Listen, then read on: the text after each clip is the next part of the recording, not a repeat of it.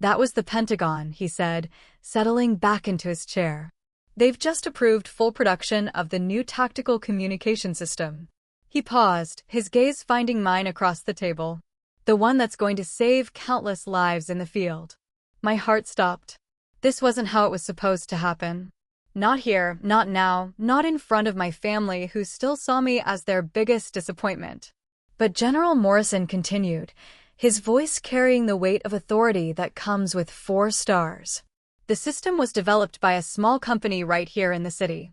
Veteran-owned, innovative, absolutely brilliant work. He turned to face my parents directly. Your son's company. The silence that followed was deafening. Marcus's fork clattered against his plate. Sarah's wine glass remained suspended halfway to her lips, forgotten. Dad's eyes moved between the general and me, searching for understanding. I'm sorry, Mom said slowly, but there must be some mistake. Our son doesn't own a company. Her voice carried that patient tone she used when correcting misunderstandings. He works odd jobs, lives in a small apartment. General Morrison smiled, the kind of smile that comes from knowing something others don't. Ma'am, your son founded Tactical Solutions 3 years ago. His company just received a $50 million contract to equip every forward operating base in our overseas operations. The number hung in the air like a physical presence.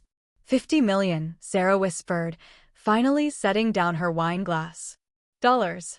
That's just the initial contract, General Morrison continued. The full implementation over 5 years will exceed 200 million.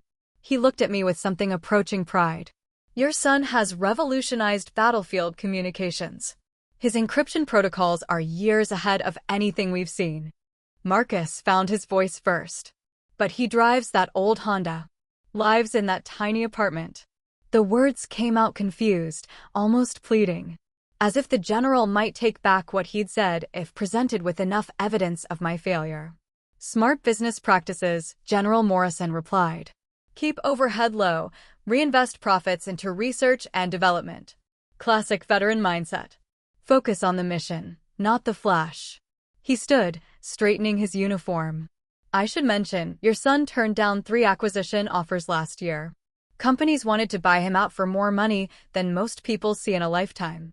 Dad was staring at me like he'd never seen me before. Is this true? The question came out rough, uncertain. You own a defense contracting company? I nodded slowly. I wanted to tell you. I just didn't know how. The truth was more complicated. How do you explain that you stayed quiet because their doubt had become familiar? That their low expectations had become a comfortable place to hide? The encryption system your son developed, General Morrison continued, prevented a major security breach just last month.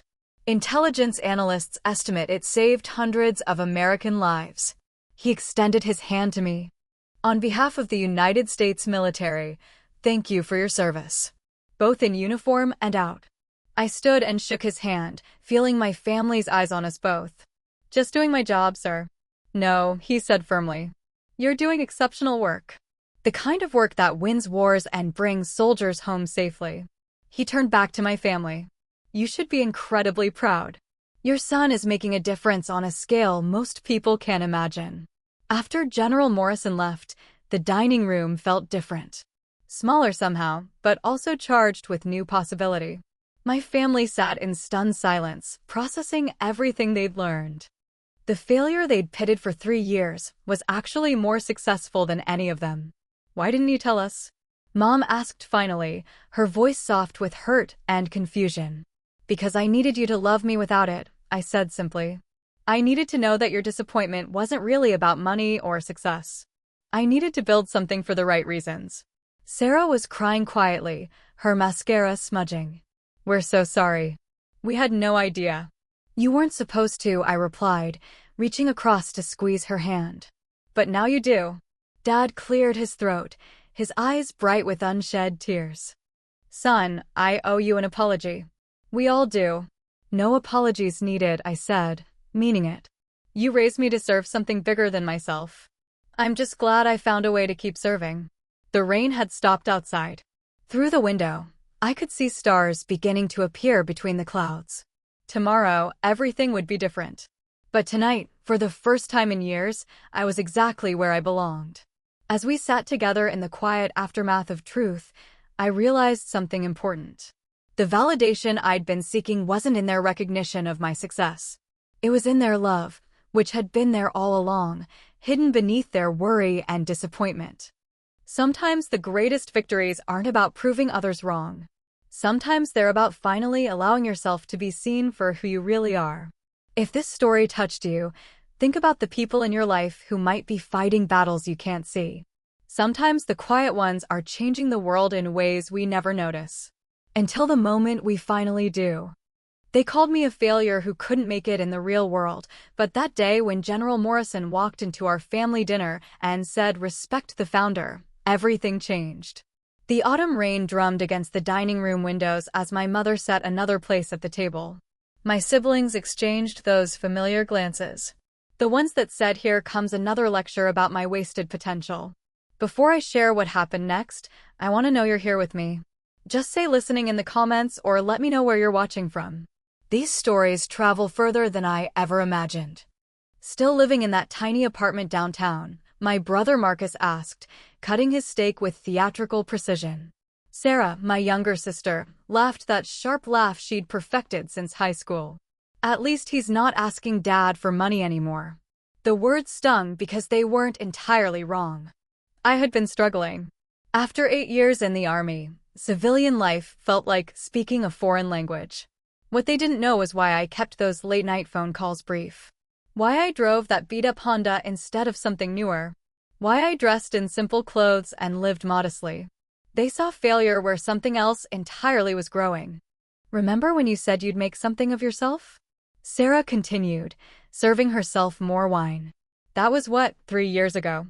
Mom tried to intervene with talk about the weather, but Marcus wasn't finished. Some of us actually built careers, jobs with benefits, retirement plans." I nodded quietly, the way I always did. The way I'd learned to do. My phone buzzed against my leg. Another message I couldn't answer. Not here. Not now. The sender's name would have meant nothing to them anyway. Defense contracts weren't dinner conversation in our house. "You could still go back to school," Dad offered gently. He meant well. They all did, in their way. Community college has that veterans program. I smiled and thanked him, knowing I already held degrees they'd never heard about. Degrees earned while building something they couldn't imagine. The doorbell rang through their familiar chorus of disappointment. Mom looked confused. "We're not expecting anyone." Through the front window, I caught a glimpse of the black sedan in our driveway. Military plates. My stomach dropped. This wasn't supposed to happen. Not here. Not tonight. "I'll get it," I offered, standing quickly. But Dad was already at the door, his voice carrying back to us with surprise and something approaching awe. "Well, I'll be damned. General Morrison." The dining room fell silent. Even Sarah's wine glass paused halfway to her lips.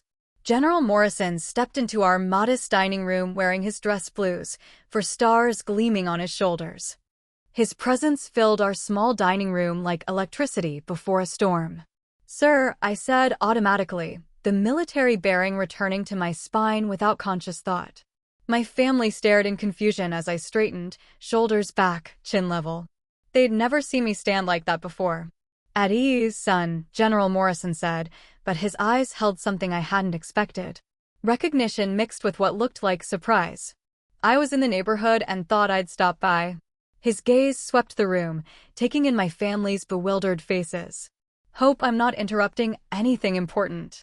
Mom recovered first, as mothers do. "Not at all, General. Please, join us for dinner." She was already pulling out the chair beside mine, the good china appearing as if by magic. My siblings remained frozen, probably wondering how their failure of a brother knew a 4-star general. "Thank you, ma'am, but I can't stay long." He settled into the chair anyway, his ribbons catching the light. "I was just telling my aide about the remarkable work being done by veterans in the private sector these days." His eyes found mine again. "Some of the most innovative defense solutions are coming from people who understand the real needs in the field." Sarah cleared her throat. "How do you know our brother, General?" The question hung in the air like smoke. I could feel everyone's attention focus on me, waiting for an explanation I couldn't give. Not yet. Not like this. We've crossed paths professionally, he said carefully. Too carefully. My father leaned forward, interested now in a way he hadn't been in years. What kind of professional work? The question I'd been dreading. 3 years ago, I'd walked out of the army with nothing but a duffel bag and an idea. The idea had come during my second deployment, watching good soldiers work with equipment that should have been better. Gear that failed when it mattered most. Communication systems that went dark at the worst possible moments. I'd spent my savings, every penny of my military pay, on a workshop in an industrial district downtown. Those first months I lived on ramen and coffee, sketching designs by lamplight, teaching myself engineering principles I'd never learned in formal classes.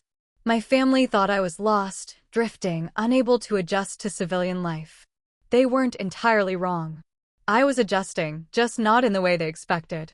While Marcus climbed corporate ladders and Sarah built her marketing career, I was building something else.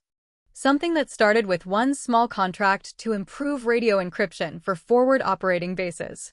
The defense industry is changing, General Morrison continued, accepting the glass of water Mom offered. The best innovations aren't coming from the big corporations anymore. They're coming from small companies, veteran-owned businesses that understand what troops actually need. My phone buzzed again. This time I glanced at it. The message was from Colonel Williams at the Pentagon. The prototype testing results were in. Positive. Better than positive. Revolutionary, according to the engineers who'd run the trials. Our brother isn't in the defense industry, Marcus said with that familiar, condescending tone. He works odd jobs, lives paycheck to paycheck. The words hit me like they always did, even though I knew better now.